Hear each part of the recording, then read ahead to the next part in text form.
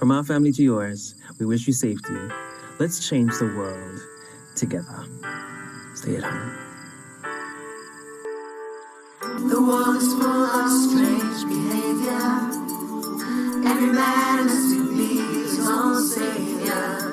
I know I can make it on my own if I try, but I'm searching for the great heart to stand me by underneath the African sky. A great heart to stand me by. I'm searching for the spirit of the great heart to hold and keep me by. I'm searching for the spirit of the great heart under African sky. Sometimes I feel that you really know me. Mandela, Mandela, sometimes there's so much you can show me. I'm searching for the spirit of the great heart.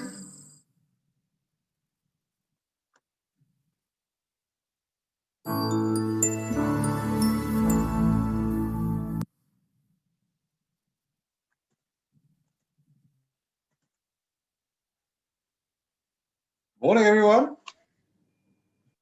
I hope you're all well. Good morning.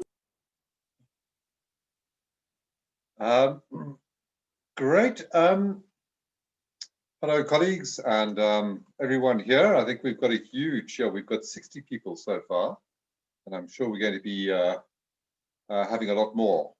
So welcome to the webinar on teaching and learning in a time of social distancing. What do colleges need to ensure learner success? So my name is Seamus Needham. I'm from UWC. I'll be chairing this session. Just before we start, I'd like to just announce a few housekeeping rules. Please note that this webinar, like all of the other webinars, is being recorded. If anybody does have a problem with this being recorded, we would unfortunately invite you to leave, but we hope that everybody else will not have a problem with it being recorded. But just for the formalities and for the POPI Act, please note you are being recorded. The webinar is being hosted by the Human Sciences Research Council, and we'd really like to thank them, in particular Thabo Mfelo, who's been playing a key role in actually hosting this webinar. During the webinar presentation, all microphones will be muted. Questions can be raised in the chat, and these will be noted. Once the presentation has ended, we would request that any questions by participants be done by the raising of virtual hands or by showing your video and waving your hand. We would request that all other participants mute their microphones during the question time, as background noise makes it very difficult to hear participants. In need, my HSLC colleagues will mute the microphones themselves, they tell me, and will ask you to re-enter the webinar. I'd like to acknowledge my co-moderator, Dr. Sophia Matenda. Hopefully you'll see her soon. And I'd also just really like to thank the HSLC and Nelson Mandela University for their support. As you may be aware, the music you've been listening to is music from the Nelson Mandela University Choir, produced under South Africa's lockdown in the middle of the pandemic. We thank them hugely. Before I introduce the main speaker, I would like us just to observe a very brief moment of silence for the tragic passing of Dr. Andre van der Bijl, who fought a long battle with with brain cancer and passed away last week. Dr. van der Bijl has been a teaching and learning stalwart at CPUT in TVET college lecturer training over many years and was a close colleague of many people present in this webinar. We offer our thoughts to his family at this point in time.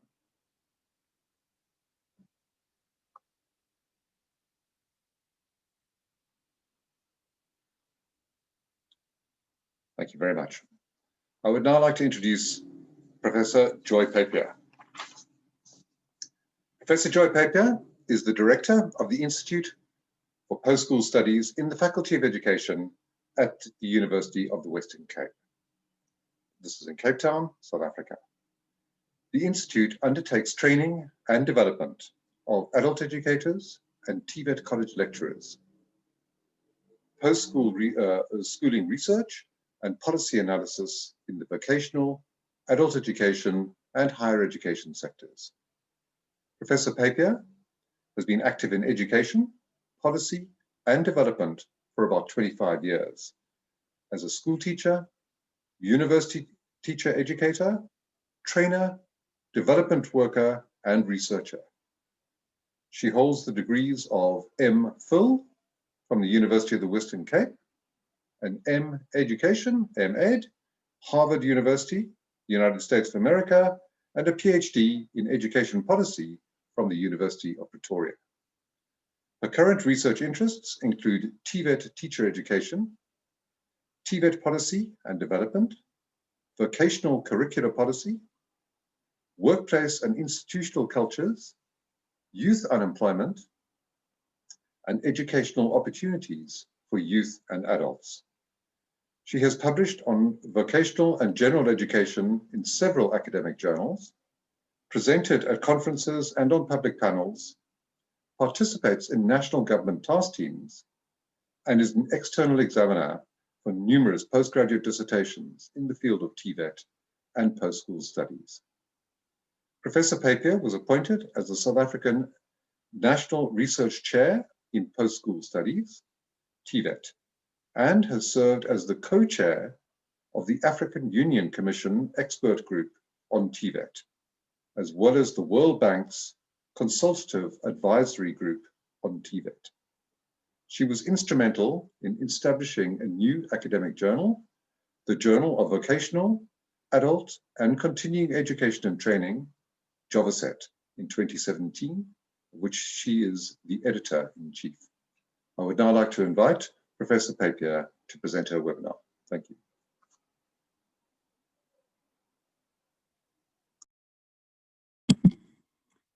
Thanks so much, Seamus.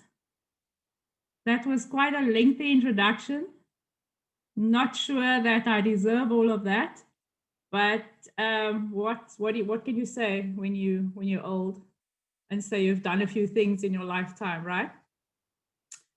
It's a very disconcerting platform to be speaking to you like this on a Friday afternoon, when I'm sure all of you have better and more important things to do.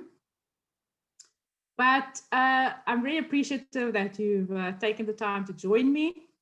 And I want to obviously thank Francis Miranda for being such a good leader in this webinar series, Leslie Powell, who initiated the idea at NMU and brought a whole lot of partners on board with her. And I think for all of us in this sector, you know, it's a very small world. And so we know each other and we've collaborated and worked together over many years. So I really appreciate all of you being here. I see many, many familiar names, people I haven't seen for many moons. And so it's really good to have you with me today. I feel a bit like when I look at this picture on the screen, it looks like a cardboard cutout cartoon on my head. So just bear with us. I think it's a lovely a virtual background slide. And so we'll try and interact as best we can in this afternoon. So yes, the title that I had for today was, you know, kind of decided on quite a long time ago. And I thought, oh, let's just go with it. Why change it now? But it's a little bit more than teaching and learning in a time of social distancing.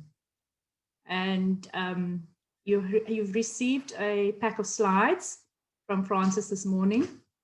And it's very much work in progress. And I sent it so that you're able to follow, because I didn't really want you to just be looking at slides flashing across the screen for 30, 40 minutes. And I thought it might be better that you look at my boring face while I'm presenting. And I can see some of you. So Leslie, I appreciate you smiling, because then I know there are live people out there. So as you all, most of you know, TVET colleges have been very resilient in spite of 25 years of change. And how do I know about the 25 years? Because a lot of us have been there and we've accompanied some of those changes along the way. They've impacted systems, structures, curricula, and other elements of the TVET college system. And so now we've got the COVID-19 pandemic, and that's affected education and training across the world. And I don't think that we've ever experienced something that has impacted on so many people in so many places at one time. It's actually, when I think about it, I kind of feel a bit, spaced out, that there's so many people who've experienced exactly what we've gone through in this last 5-6 months. And sadly, of course, we know many people who have succumbed to the virus and who have actually passed on. And so my thoughts are also with those, and to you who have lost loved ones. So while the worst seems to be behind us in South Africa, I think that the effects are going to be with us for some time to come. Just one example is going to be social distancing and stringent personal hygiene. And those are just two of the practices that are going to remain as precautionary measures in our society, I think, for a while. In spite of many of the difficulties that we've experienced, we know that education institutions everywhere have been exhorted to leave no student behind. It's even a hashtag, leave no student behind, and save the academic year. And so what have been some of those costs? So what does the impact of COVID-19 mean for teaching and learning going forward? And how should TVET college lecturers teach? How are college students going to learn or are learning? And what pedagogies and practices can be sustained to ensure learner success? Unfortunately, sadly, for those of you expecting it, I'm not going to be revealing any magic formulas or amazingly new insights. But I do hope that this session will stimulate you to produce your own insights in the light of what is and of what might be. So in this webinar, I'm going to deliberate on what vocational teaching and learning of the future needs to look like, what it means for lecturers and learners in a stressed environment, and conditions to be met if governments are serious about real and tangible changes. Our government reacted quickly, some may say overreacted, to the initial coronavirus infections and went into a hard lockdown on the 26th of March, 2020. With very short notice, students had to leave residences, classes were suspended, campuses became no-go zones. TVET colleges moved from full contact face-to-face programs to remote learning within a few weeks. But what does the black box of that almost immediate socially distanced learning and teaching look like? I'm going to come back to that a little bit later. Let's backtrack a few steps to our understandings of TVET college teaching and learning pre-COVID-19. When we think about what TVET college students need for their success while at college and for their future lives and work, and note I say lives and work, not just work, the literature points us to what kinds of competencies are needed for a changing world. In his book, The Fourth Industrial Revolution, which most of you are familiar with by now, Klaus Schwab, the founder and executive chairman of the World Economic Forum, says that we are at the beginning, and that was then in 2016, of the new technology revolution that is fundamentally changing our lives. In addition, the OECD says that we know that the future, especially in the aftermath of COVID-19, is even more uncertain and complex than initially envisaged. Education and training is being called on to explicitly address the competencies that young people need to survive and succeed in a 21st century context. They need what is called in the education literature 21st century skills or competences. These are generally seen as relevant across many fields.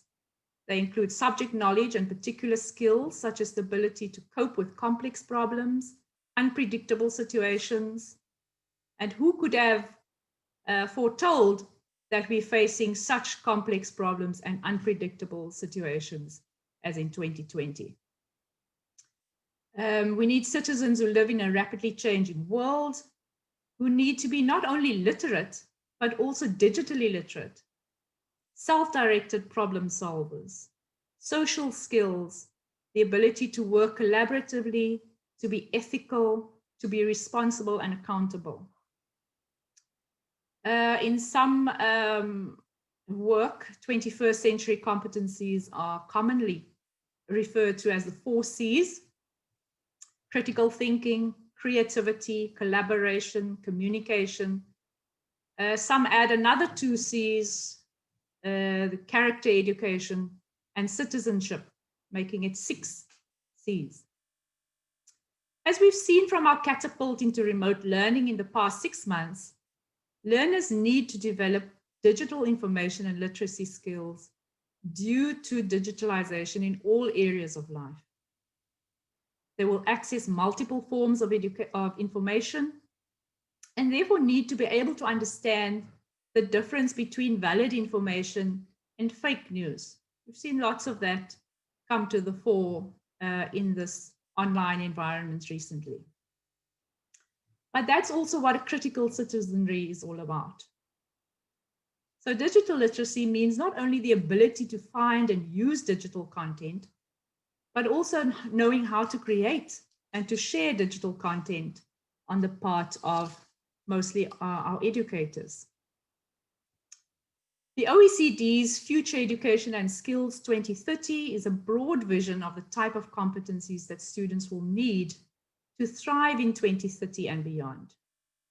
It is intended to be an evolving learning framework that sets out an aspirational vision for the future of education. And so all of these visions about what education and training should look like, impacted on by all of the advancements that we are needing in our society, is coming to the fore. The 4-dimensional educational framework by the Center for Curriculum Design at Harvard University is another organizing and guiding framework that can help to re-examine school curricula for 21st century education.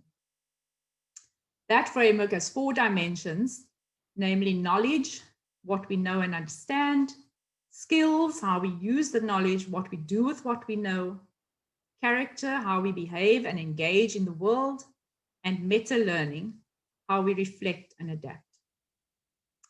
These competencies are not add-ons, but are meant to be cultivated deliberately through pedagogies that support deeper learning. The notion of deliberately infusing competencies into the curriculum is strongly supported in the literature. Deeper learning also being referred to as meaningful learning. This kind of learning does not neglect disciplinary content, but tries to enable deep learning through whatever content is being learned. What about COVID-19, now that we've had to kind of look into the future? What about COVID-19 and TVET learners? TVET college learners have struggled in class, we know that, even with a teacher present, if the pass rates of the last few years are anything to go by. How are they faring with a teacher at a distance, using resource-based learning and with less classroom interaction through group learning or other excursions that may have been done in their previous life? An important point to be made is that online learning does not equate to independent learning or that the lecturer has become redundant. Most of the literature in this domain, particularly in vocational education, emphasizes that online learning cannot be a permanent solution in TVET, and that face-to-face physical interaction cannot be replaced by remote learning alone. Lecturers are still needed to mediate content for learners, especially when it's unfamiliar or new concepts. And I think you can all relate to being a teacher, those of you who've been teachers, and certainly for me, that you need to see understanding dawn on the face of that learner. You need to see that aha moment. You need to read their body language with regard to how the learning is being received. So how do lecturers do this when they're many miles away from learners, or when video receptive learning is not possible for that learner? An article I read recently puts very succinctly the dilemma that we face in trying to continue teaching and learning under lockdown or semi-lockdown. And it calls it a case of Maslow before Bloom. I don't know if any of you have seen that. What does this mean? Well, for those of you who know Maslow, sets out a hierarchy of needs or human motivations at 7 levels. Physiological, safety, belongingness, love, esteem, self-actualization, self-transcendence. These stages describe the transitions or growth that a person should experience in life. But at the most basic level, humans have bodily needs: food, shelter, safety, before emotional needs and self-actualization needs. Bloom's taxonomy, on the other hand, is about a hierarchy of cognitive phases at 6 levels from lowest to highest: knowledge, comprehension, application, analysis, synthesis, and evaluation. All of these stages slot into the cognitive domain, which theorizes how the brain processes information and thoughts.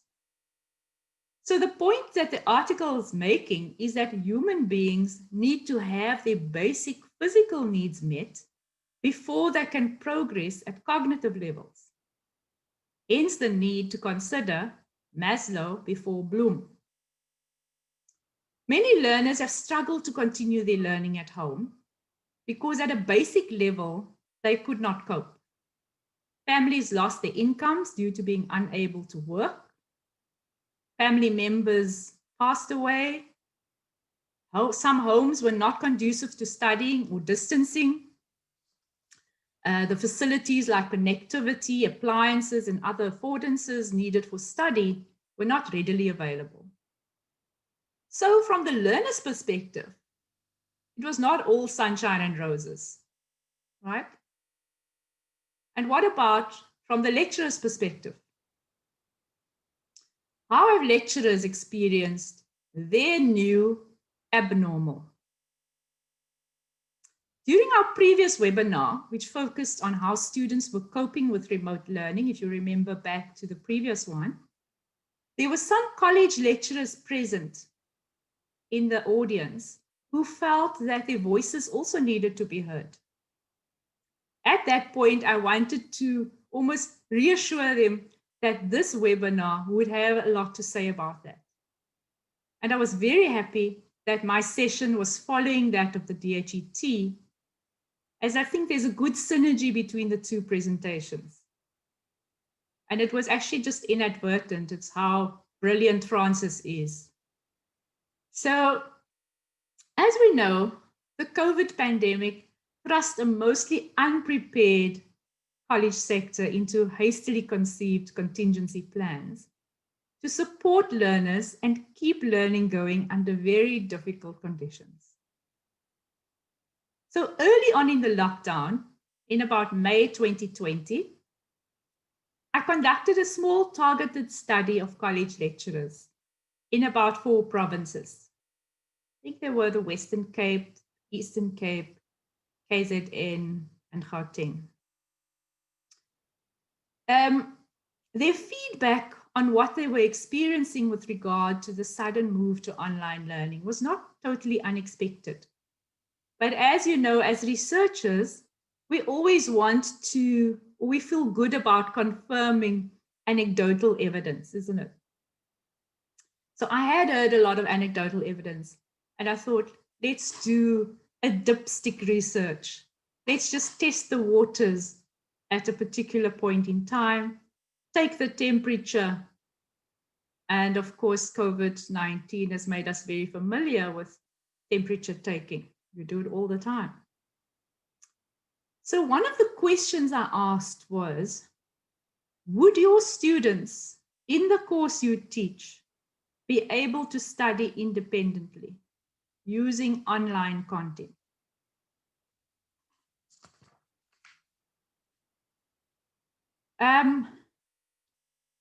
Lecturers who came back said that most of their students struggle to read and interpret information on their own, without the basic content being mediated to them by a lecturer. And in their view, their students would battle to deal with new content via an online platform. Others said that their students, in their view, were too immature to take responsibility for their own learning. And they relied on being guided by the lecturer. And there were some reasons, sensible reasons for saying that. While WhatsApp was a major means of keeping contact with students for many of these lecturers, most of them, the platform didn't lend itself to volumes of information. And the phone screen, the small phone screen, they said students found difficult to manage with volumes of information. So everything had to be quite short and concise. Other lecturers said that they could see that their students had read the WhatsApp message, but for whatever reason, there was no response forthcoming. They didn't get responses to it. Another said that most students would have to use their cell phones for downloading content, but that their cell phones were regularly stolen in some of the areas in which students lived. And they had heard from their students that their home conditions were too crowded to study. Other students had said they could not learn online and preferred to be able to hear a teacher. But at the same time, what was interesting was that lecturers themselves reported similarly difficult conditions. Some of them had young children. Some of them had many members in their household. So finding a quiet place to engage with learners was difficult. You couldn't lock yourself up somewhere for 2 hours for a class. Some of their colleges also had varying levels of access to affordances like data and devices for their lecturers. And some could not afford the resources they needed to work from home. So those were just some of the feedback that was received. Another question asked, what are the main anxieties you as lecturers have at this time? What came back quite overwhelmingly was safety. Safety of myself and my immediate family. Fear of infection. Fear for my students' health and safety. Anxiety about the accessibility of content for students. Lecturers were anxious about the workload and how exams would be conducted and whether students would be ready for that. Many lecturers reported that they felt nervous about using the technology and inadequately prepared for what the college was expecting of them. Getting closer to Maslow, I see. Another question asked about the mood of lecturers and their colleagues. I'll just give you a list of the adjectives that were used, because I think those are pretty revealing. So those were anxious, lost, confused, scared, frustrated, pressured by unrealistic expectations of management, unprepared, rushed, daunted by technology. A lot of these responses, as you can see from the 3 questions, seem to reinforce the Maslow before Bloom argument. And this was in South Africa with its own particular pathology. How are other places in the world doing this? I wondered.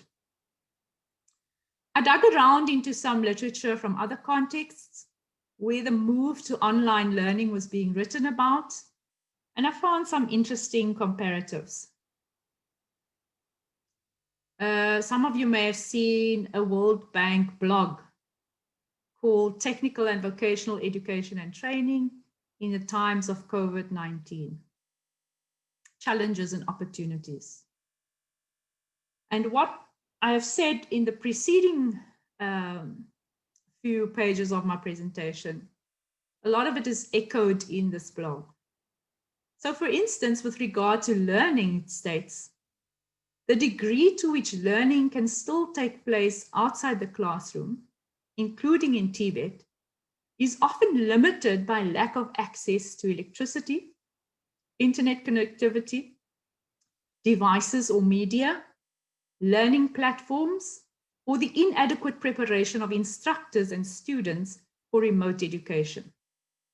Some students, particularly girls and women, face additional constraints in terms of time availability due to competing responsibilities, caring for children and elderly family members or ill family members, and other household duties.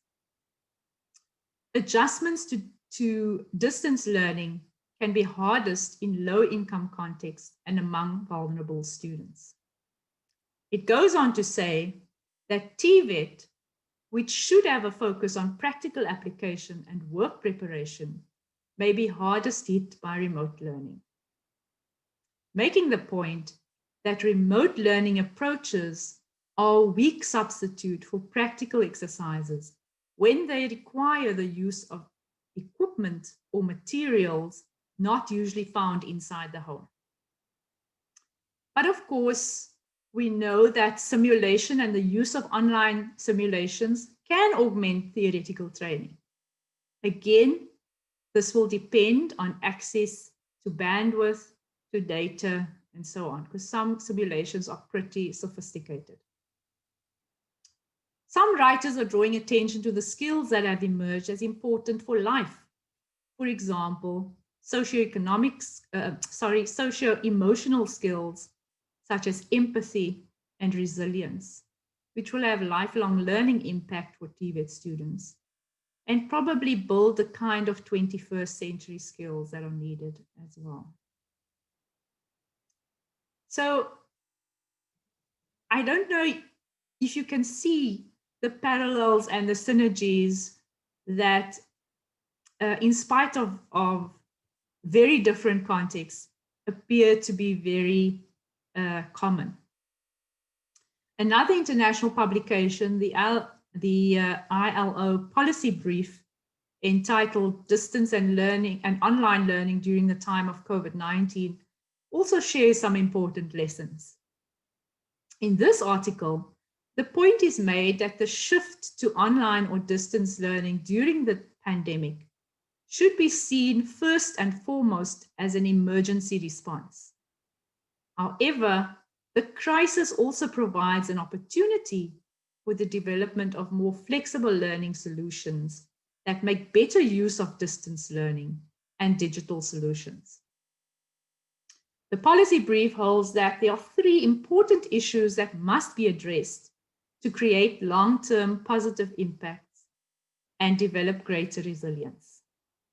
First, human and financial resources need to be mobilized to ensure universal access to digital infrastructure, tools, and modern learning technologies.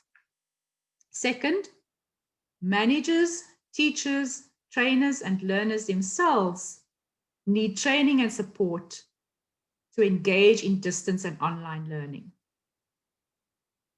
And third, education and training providers have to revise teaching and learning models to make the best use of digital resources and tools. I think that third point is quite important as well.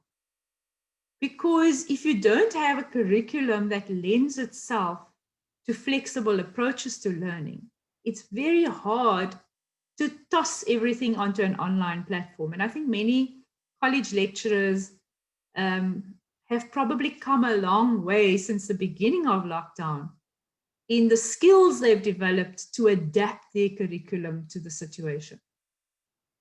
And I think a lot of those lessons we need to capture, and we need to ensure that they are shared and that we are learning from each other in the best possible way. So across the world, emergency measures have had to be taken.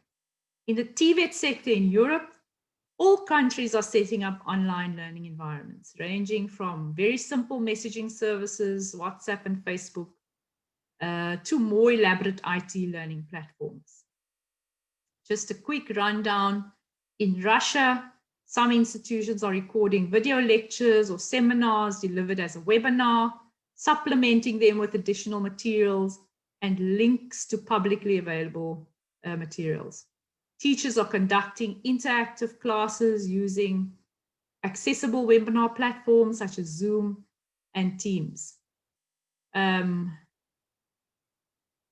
Bangladesh, a public TV channel is offering distance learning to secondary students and will soon expand the service to TVET with lessons made available on Facebook and other social media platforms. Latin America, 40% of the TVET institutions have expanded quotas in their existing distance courses and now offer courses through online platforms like MOOCs, and these are usually free of charge and open to the entire population. European countries like France, Ireland, Belgium, Spain, etc. have shared TVET specific content. Most of these adaptations have been for theoretical learning, but there are some videos that have provided practical demonstrations and occupation-linked skills. And I think that's where there's quite a lot more work needed, especially in our TVET environment. In order to cope with some of the distance learning effects, some providers have set group learning challenges assigned to learners to build teamwork and cooperation and maintain social interaction during periods of isolation. And they've done this even if they cannot observe the skills that have grown, but at least learners might get a chance to practice them. And if any of you have seen or have young people in your home, you'll see how they game together online from very different places in the world even. And they do that in a very collaborative way. So that's just shows that it can be done. And so if it can be done for gaming, maybe it can be done for gaming as learning as well. So, and then also many TVET institutions have used agencies to provide dedicated programs of soft skills to students to help them develop those skills that they might have acquired in classrooms among their peers. It's not ideal, it's not perfect, but it's trying to cope in an unusual situation. So COVID-19 has clearly become a catalyst for educational institutions worldwide to search for innovative solutions in a relatively short period. What has happened is that it's also been a catalyst for institutions, to diverse institutions and stakeholders, to come together, governments, publishers, technology providers, telecom network operators, to utilize digital platforms as a temporary solution to the crisis. In China, for example, the Ministries of Education, Industry and Information assembled a group of diverse constituents to develop a new cloud-based online learning and broadcasting platform, as well as upgrading the tools and resources available on it. However, we always have to have an however. There are, as we know, huge regional inequities in digital infrastructure and capacity, and more so in the TVET and skills sector, where underinvestment has limited the quality of both face-to-face and online delivery over the long term in many countries. A recent survey by the World Bank in Central Asia found that 70% of the countries had minimal distance learning capabilities, and with no country having a universal online curriculum-linked resources for teaching and learning. Even European education systems, where they're relatively well-funded, are underprepared for digitalization. Many people lack the basic skills, and less than 40% of teachers and trainers receive training on educational technologies during their initial teacher education, which I found quite surprising.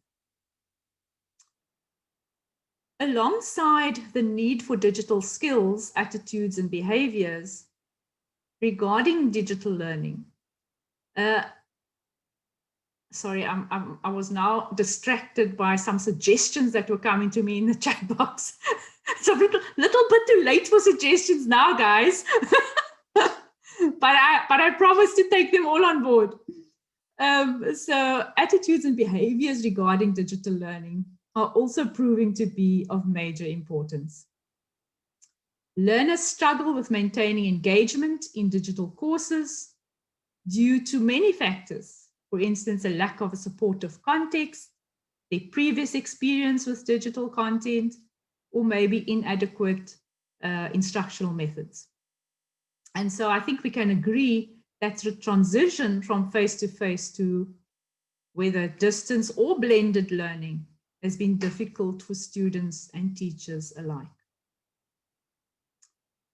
So if we want to ensure that the shift to whether blended or online learning meets immediate learning needs and prepares us for a more effective TVET and skills system in the future, the ILO says that a number of key measures need to be taken, and I think these are pretty self-explanatory.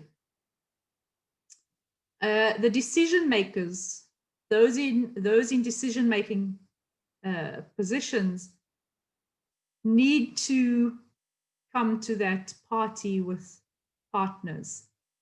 And in order for us to build a sustainable environment into the future, we need to improve our internet infrastructure and access to the internet for all. We need to expand access to digital applications and platforms.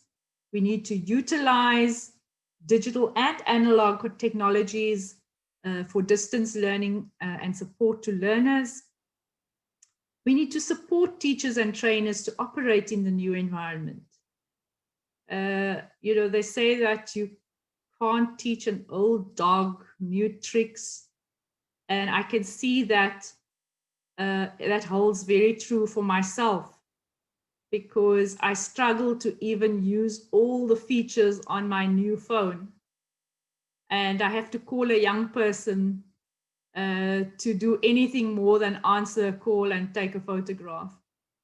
So I can understand that new technology is very daunting. Some of us would rather not have to do it, you know. But we are we are also looking at the new cadre of teachers and educators and trainers and college lecturers. And I think we can't be blind to what they're going to face in this new world and new future. So I think the issue of supporting teachers and trainers to operate in that new environment is absolutely critical and vital. There's lots of support, career guidance, and skills development needed for learners who have poor or insufficient or inadequate backgrounds in that learning modality. And there are a number of other suggestions made. We have to increase investment in digital solutions for practical skills development. And I saw some comments coming up around practical training in TVET as well. And then I think a really important point is to improve what we are doing right now is our social dialogue and our coordination amongst all of our stakeholders in education and training, in employment services, and in local authorities. And I think this kind of interaction can only take us forward. There seems to be general acknowledgement that despite recent advances in technology, distance learning, online, offline, is not a long-term substitute for face-to-face teaching and practical skills training. I think that's a point that's come through from both some of the survey data and every other piece of TVET literature that I've read. So in order for us to address these challenges, it's more important than ever for social partners to work together to develop these human-centered solutions and solutions that account for the needs of the most vulnerable in our society. Like any other situation in life, there will be gains and losses that result from the crisis we found ourselves in.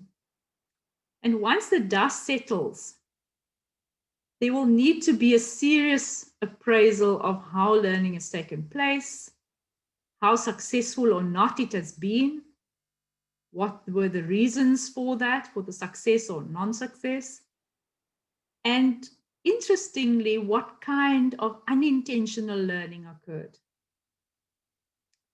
An appraisal of the flexibility of our learning systems will be necessary.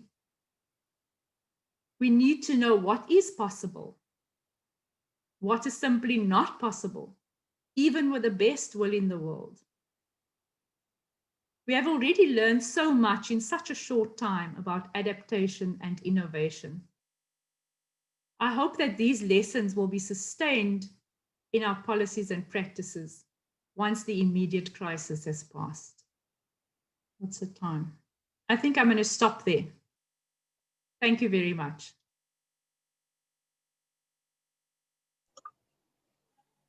Thanks, Joy.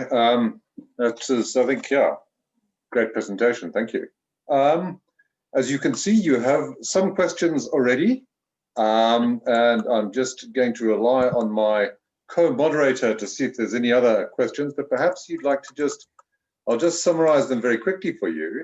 The ones, I mean, I think that we already have an answer from Leanne asking about whether the recording is going to be available. And I think, thanks, Dr. Leslie Powell, confirming that recording of this can be made available. And we have Tabaseng Seperepere, just asking, that policies, from a policy perspective, we're very quiet on, online learning, etc. And why are we not focusing on blended learning rather than online? James Mohali, I think you already picked up on that, is, how can practical components be taught in an online environment? And then finally, Kaya Chatya, asking that TVET colleges don't seem to be very suited for online or distance, and is looking at the PSET trends in the National Planning Commission and wondering about your view on that. as to how suited our college is for online learning. I'm not sure if you want to field some of those questions, and perhaps others will, also want to provide answers. No. I think there are probably more comments, which I think is great because maybe it's put to the house that as I said, I don't have all the answers. I have tried to find some in practical ways, doing my own little survey, doing some reading on what's the recent scholarship been in the area.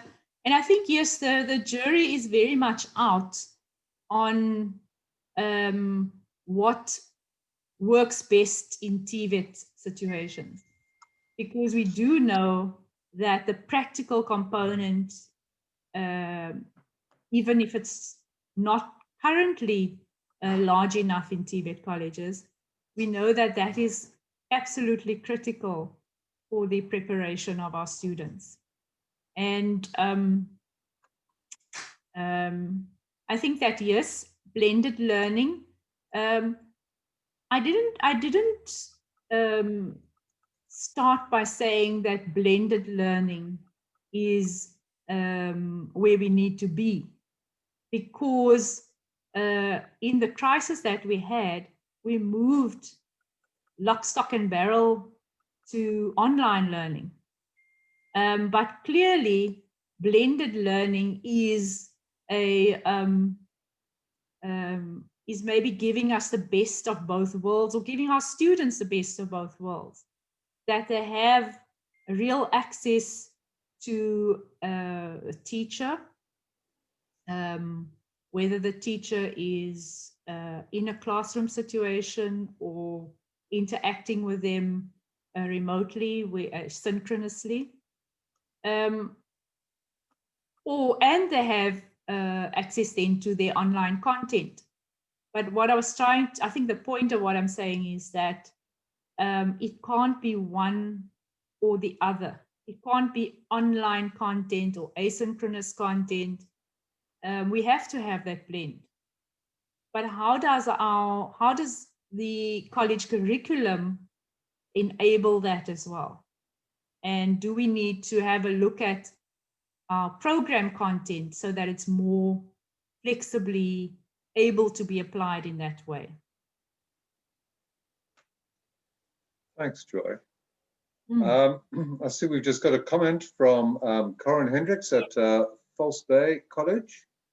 I don't know, Corin, whether you just like to elaborate on that. Just arguing that colleges are actually, many colleges have got quite a lot of extensive experience in blended learning programs. I'm not sure if you want to add. Yeah, thank you very much. Hey, Corin. Thank you so much, Sham. Joy. Yeah, I think that it is, as I said, incorrect to say that TVETs are not suited to blended and online learning. We have practical experience. Sorry, if you can see me. Yeah. So I think our college is an example of a college that took an initiative a long time ago to set up a whole e-learning department, investing heavily into blended learning, which has served us well during COVID conditions. Yes, we do recognize that, sorry, I've got a problem with my video. We do recognize that obviously with all our campuses being Wi-Fi accessible, that students had access to material when they returned and online platforms, Blackboard. But when they left the institution, when they left the campuses, obviously going home, they didn't have Wi-Fi access. And that's an issue which I think Joy is highlighting in her presentation. And that's an issue which is a national issue.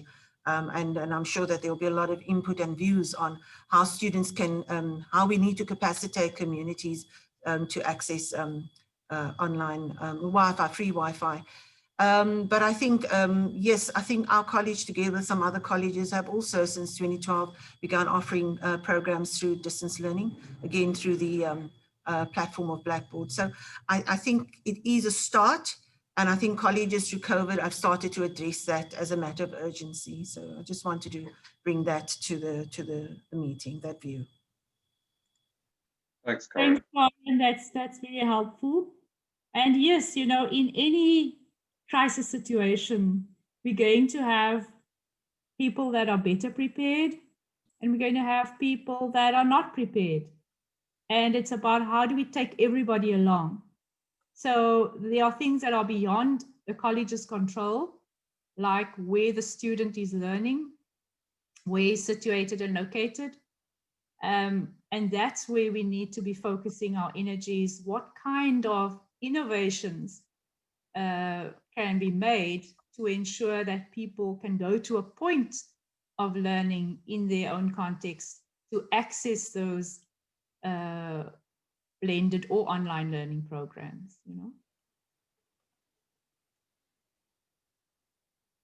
But the floor is open, and as I said, it'd be lovely to hear people's views. Don't feel like you have to direct it to me. There are some excellent TVET specialists, college people in the house. I see them all here on my screen. So yes, please feel free. And perhaps even if we have a student voice, that how students have actually experienced this teaching and learning might be very interesting as well. So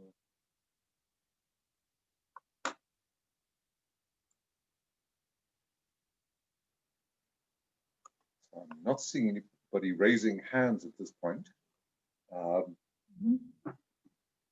I think, Joy, just sort of the one of the themes that seems to be coming through very strongly in your presentation was the whole human-centered analysis, which is and I think that for me was quite valuable. Was that very much we're dealing with actual people's lives and the realities of a COVID situation, which possibly go way beyond just formal learning and teaching, as you were saying. So thanks for that. We have a hand from Leslie Powell. Oh. Dr. Leslie Powell. Hi, Joy. Thank you so much for that presentation. We're can you struggling hear me, to hear you there, Leslie. Okay, let me speak up. Just hi, Joy. Thank you so much for that presentation, Joy, Seamus. I raised this in the previous meeting, and for me, it's an ongoing issue, and I just really need to wrap my head around this issue. And I don't think this webinar provides sufficient space for us to engage with this issue, but I really think we need to be talking about blended learning and what that means in the TVET space. It's an approach that I've hitherto been completely opposed to. The Marxist in me has always believed that it leads to inequalities and that you need the mediation of an educator. And so it's always been a very difficult area. But in our dialogues with youth, it's come out quite strongly as an area that allows people to participate without paying traveling fees, allows youth to engage in certain aspects of the curriculum without the cost, financial and time-wise, and that they can continue working in various ways in their communities or in whatever jobs they might have. And so I begrudgingly have put the topic onto the table for myself. And I think it's a topic that we might need to take forward and debate much more deeply, much more deeply. I mean, we're going to have to think through what this means from knowledge, and we're going to have to think from a knowledge perspective. We're going to have to think through what this means from a pedagogic perspective. There are so many different levels to this, and so Joy, thank you so much for raising this, and well done for doing this research of yours during COVID-19. The rest of us were just trying to kind of keep our deadlines afloat, so fantastic initiative. But I just want to flag that. And the second thing I want to flag is that, as you would know, Joy and Seamus, but not the rest of the colleagues, is that we've been doing this study looking at supply and demand and the gap between students who apply at the colleges and those who actually end up being enrolled. And I don't want to cite the figures now because we still have to do quite a lot of work, but our preliminary bash at this suggests that we're looking at millions, at least over 2 million students who are being turned away from the sector every year.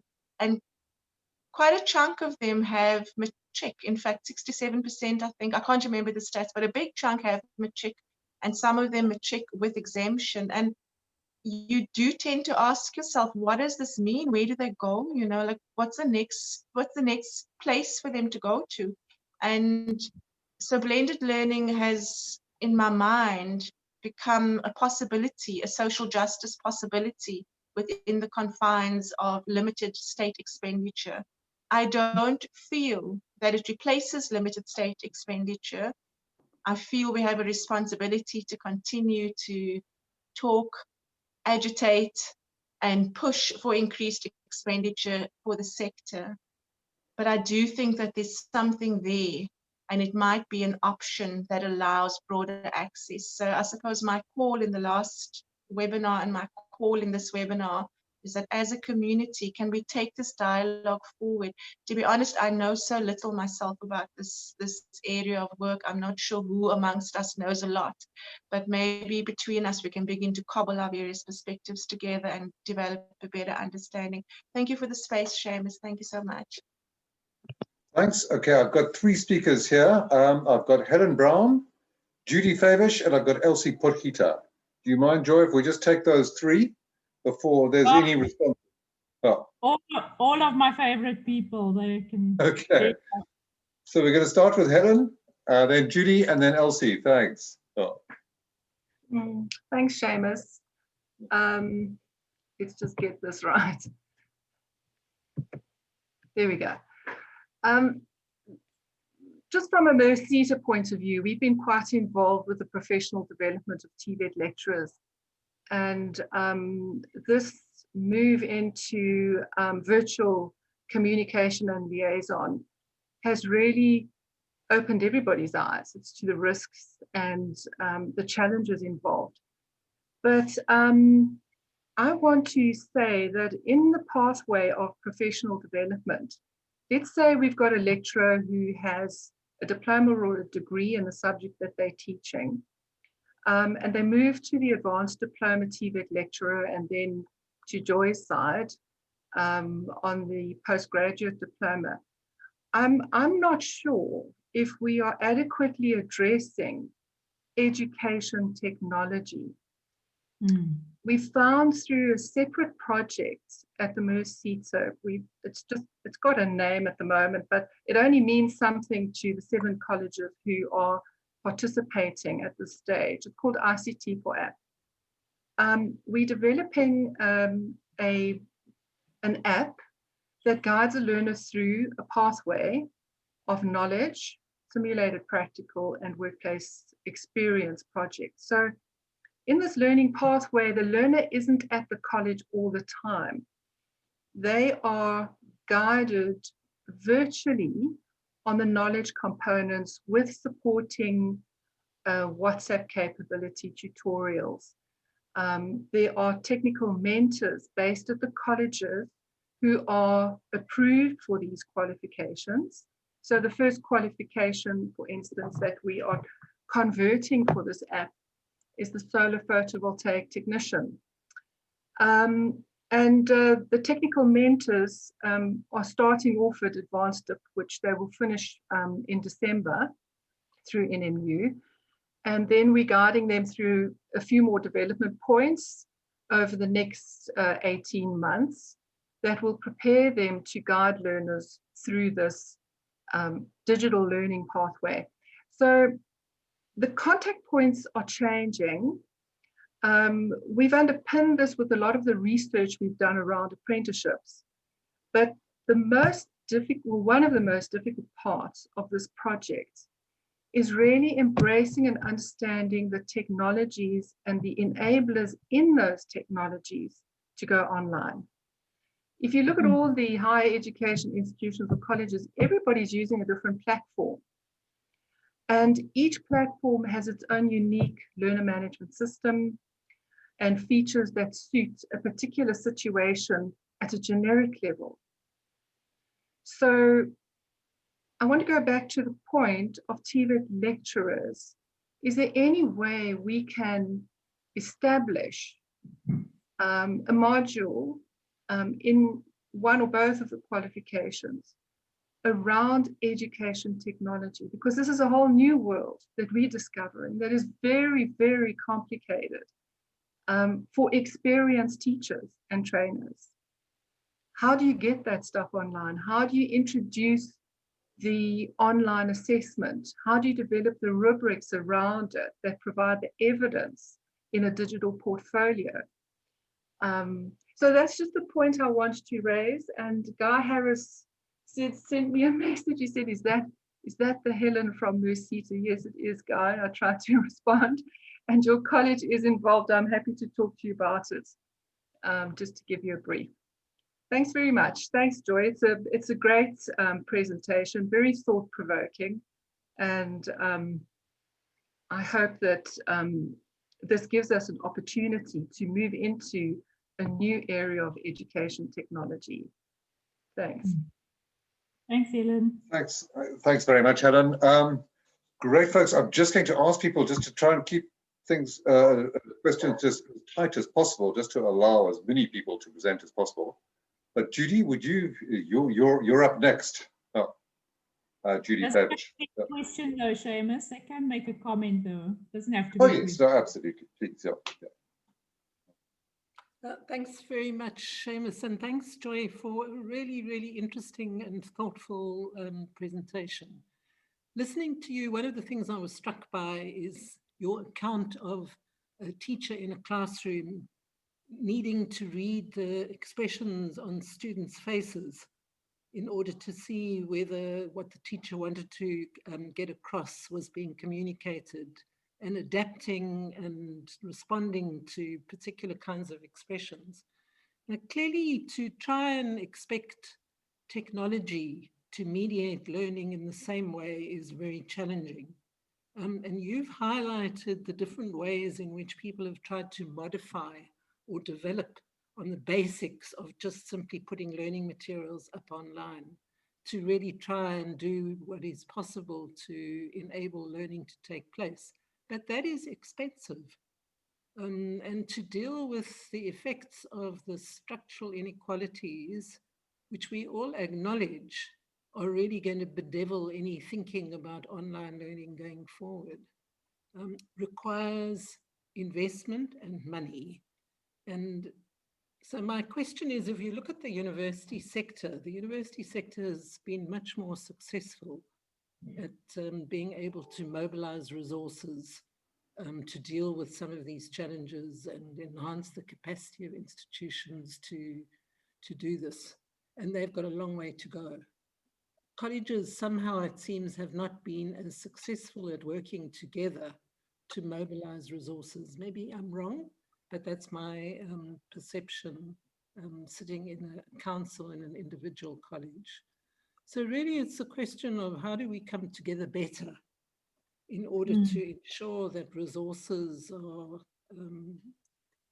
mobilized in the society and then distributed in ways that would really help us use online learning in sensitive ways, because that is expensive.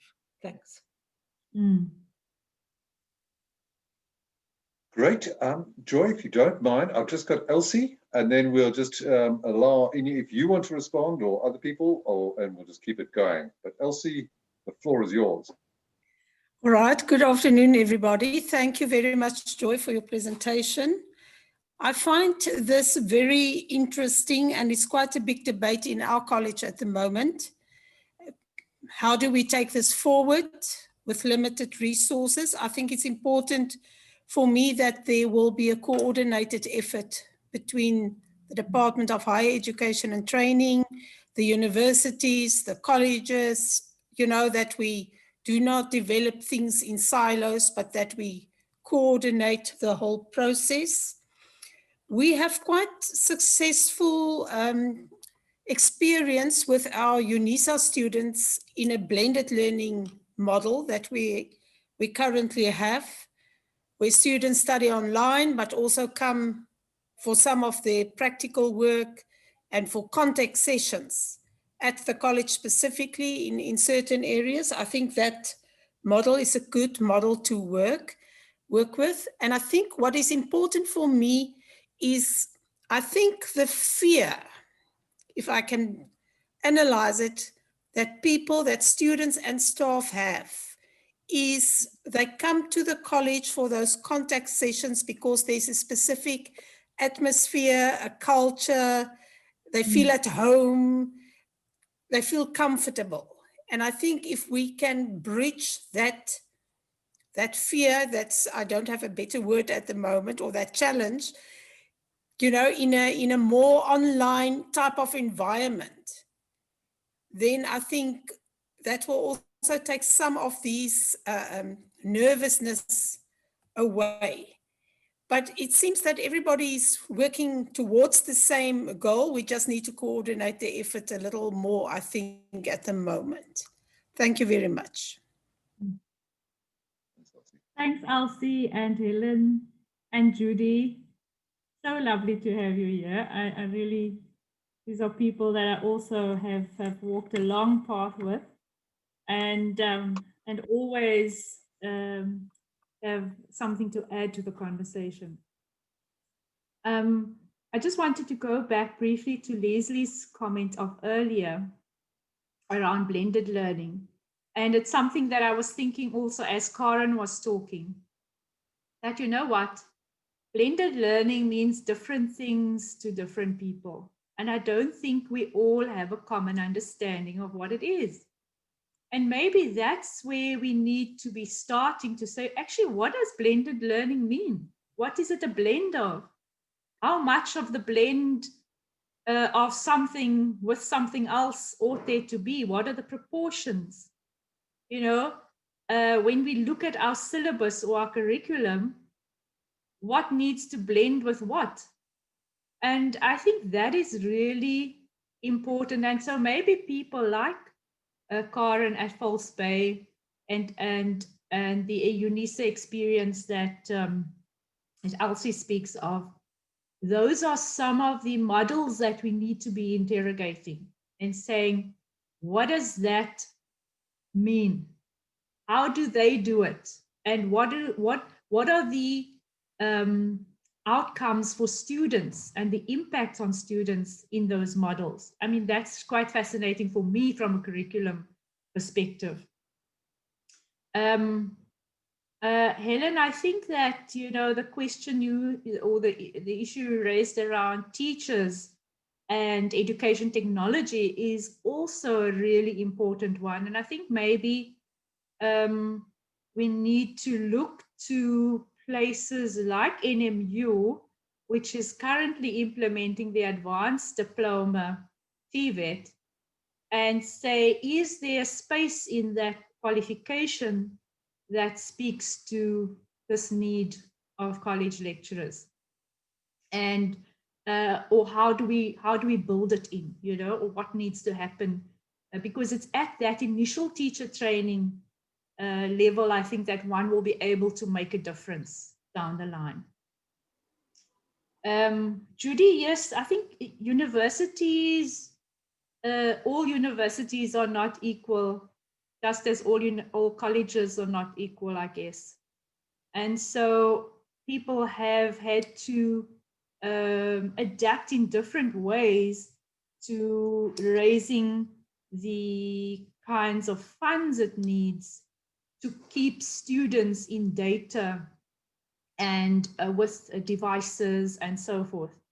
And but yes, I think generally, by and large, universities have been more successful at raising those funds.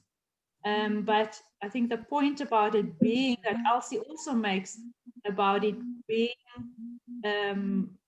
resources having to be pooled and people having to work together rather than in opposition or competition with each other, is really critical. Because, at our university, at UWC, for example, a lot of funds were raised by asking staff members who had, research funds, if they could donate of their research funds to pools of students who needed data for a few months or whatever. And many individuals, and I'm sure this is happening in the college as well, many individual lecturers are probably giving students data out of their own funds. But that's not a sustainable solution. So, so yes, the whole issue of pooling the resources, and I think sensibly from a more centralized point, becomes really important. Thanks. Thanks, Joy. I think, yeah, it is becoming quite evident that there seems to be a webinar where we have basically a community of expert practitioners with a lot of experience, and I think we need to value that. And it's a very valuable space. The next person, just to raise hands, is Colette Tennyson. Seamus, just before Colette, Seamus, just before Colette, I don't want to lose there was a point in the chat earlier about well, Salma's asking about student voices, that they did a survey as well among their students. Right. And she might want to speak to that. And then, oh, the point I was looking at was about the occupational training. Someone was talking about, occupational qualifications we are often not included in the discussion around TVET. And theory could be taught through the means, but practical components are a challenge and need solutions which might not currently exist. I think that's quite an important point. So maybe Munya wants to also mention or chat to that. And Adrian, hi Adrian, also has a point about that. Sure. So maybe keep that in abeyance and let Colette go. Great, Colette, you want to go? And then we're going to get straight back to the very people identified there. Thanks so much. I trust I'm coming through clearly. I don't have a microphone at the moment. It's soft, but that's fine. I had a couple of comments that I wanted to make, and interestingly enough, a lot of it also relates to the whole thing that's now been raised about the issue of occupational curricula and the way that they are designed to be done, where there's a very distinct practical component. And I did wonder if that's not something that needs to be discussed at a higher level in terms of the way in which the curricula are designed. Are the curricula designed in a way that possibly needs to be reevaluated within light of new technologies and blended learning, and the role that can play in that? And linked to that, I think, is very much the concerns that are raised around quality, where very often, certainly I know from the SETA's perspective, and from the SETAs where practical training is considered key, there's a lot of concern around how do we guarantee that the quality of the training, the quality of the assessment, the overall quality assurance processes are going to be at the correct standard. And generally the response has been, well, we don't know, so we're not even going to go there. And I think what's been very interesting to see is suddenly the QCTO and the SETAs have been forced to engage at a level that they wouldn't have before, and forced to engage with these issues, which is starting to bring up some very interesting discussions, and also possibly things that need to be brought into the TVET space, where there are some learnings that might have started coming through from private providers, particularly private TVET colleges, who've been forced just by nature of their existence to find very cost-effective ways and workarounds. And while I know that the public TVETs have a much larger number of learners and a lot of other challenges as well, there may be learnings that could be adapted from the private space and considered. So those were just a couple of the things that I'm sort of was wondering about, was the issue of quality. and also the issue of curricula and how those are designed to consider the challenges of blended learning. Great. Thanks a lot, Colette. That's great. I see we are now getting fast and furious comments coming through here. I'm also very sensitive that we're kind of running out of time. But perhaps if we could just invite anybody, comments from Salma, just around the kind of student voice. Would Salma want to, do you need to mention anything there at all, or speak about that? Hi, yes, Seamus. Good afternoon, there. everybody. I was just responding to your question that if we had a student voice here with us for them to express themselves, and I thought I'd share with the meeting that we also wanted to know how our staff and our students were coping during COVID, and we administered 2 separate surveys. We also included a student in terms of design of the survey because we wanted them to feel included in the process. But we were quite disappointed that we had very few students who took the time and effort to respond, despite the fact that we advertised, we promoted, we even had the SRCs going to the various classrooms and sharing on their platforms, encouraging students to attend. To participate, but we've had very limited success.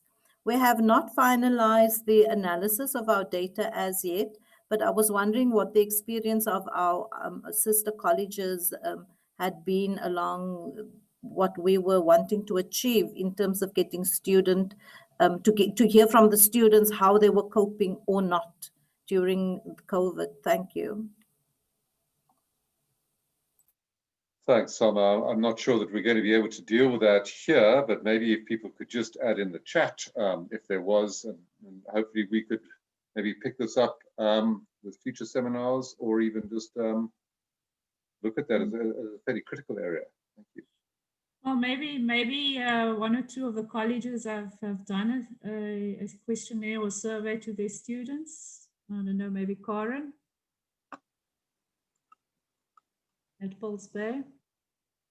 Yes, we have done a survey, Joy.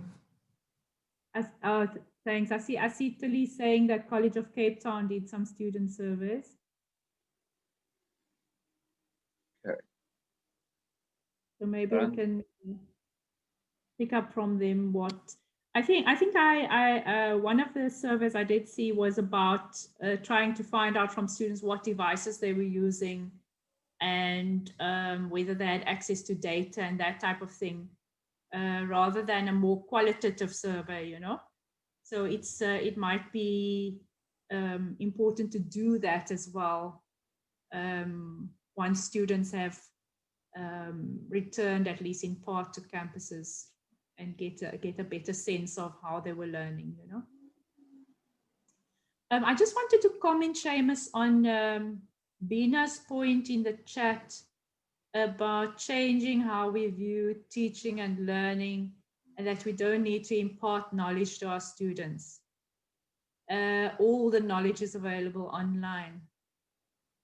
Now, you know, Bina, when you say that to a die-hard teacher, all the warning bells start ringing. That's why I didn't want to say it out loud. But it's something that we need to start thinking, you know. I think, and that's why I've been listening and saying, you know, we want students that can do problem solving and critical thinking and all the 4R skills that is required in the job, in the workplace.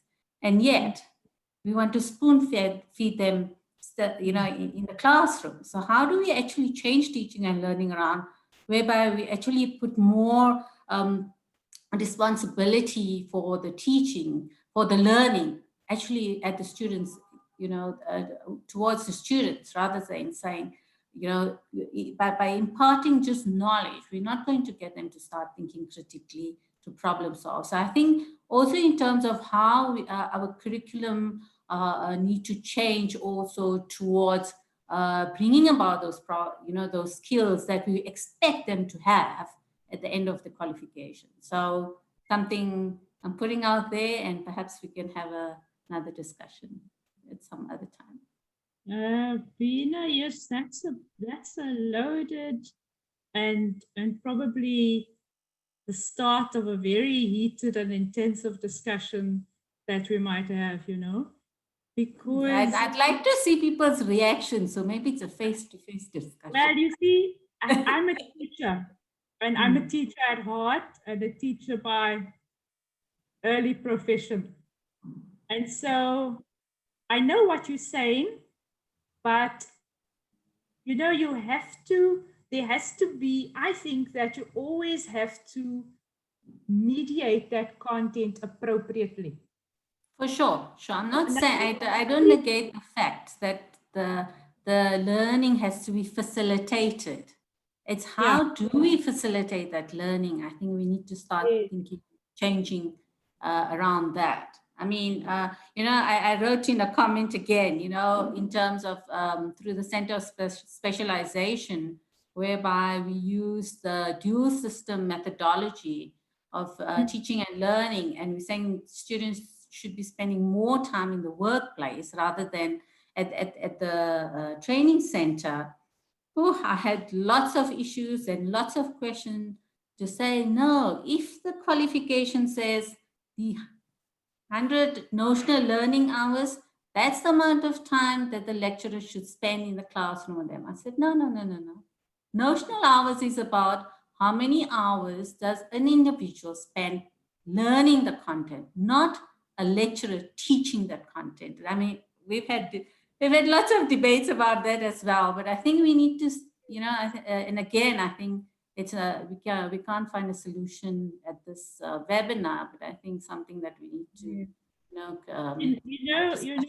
Bina, I believe that a great teacher is worth his or her weight in gold, and that a teacher can enable a student to take that responsibility, not by giving the work to the student and saying, here, you go and do, but actually in a more dialogical way, in a more argumentative way, in a more provocative way, ensuring that the student internalizes,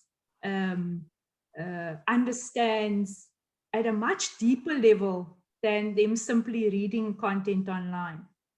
And if I think back to my own school days, I had excellent teachers who had no technology, but the thinking that they enabled, the thought processes, the learning, the deep learning was of such an outstanding quality that, it's the way that I would have wanted to teach. And I'm saying the word teach deliberately, because I think teachers have an obligation to teach.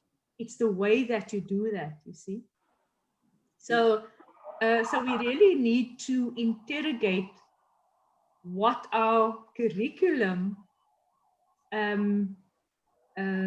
asks us to do and how we're going to effect that, And so that's why I think the conversation about what blended learning is, what online learning is, how teachers assist students to reach those deep and meaningful learning experiences. Those are really important conversations, For sure. I take your point. Sorry, I don't think that we can go into a dialogue any further. I'm very sorry about this, but we have less than a minute left of this seminar.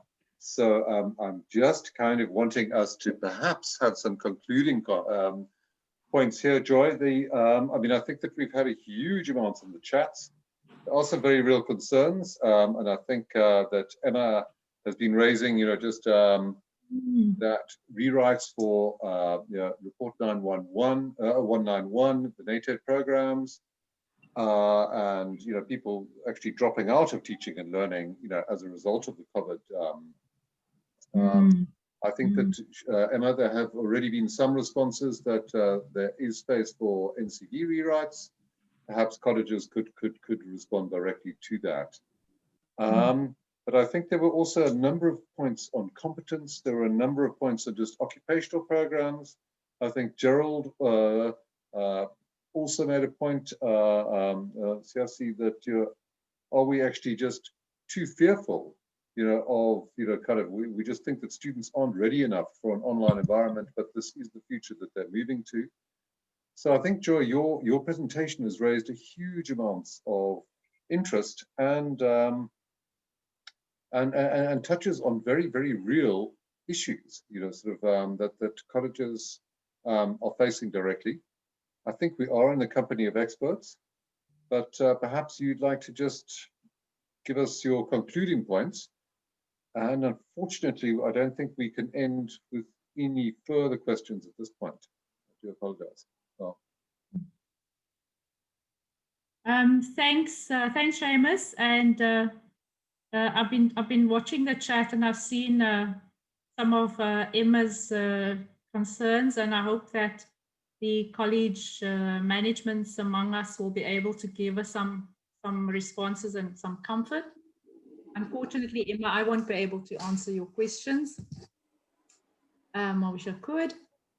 But maybe to say that, I think there's still so much that we don't know. And I think that for those of you who don't know, there's quite a large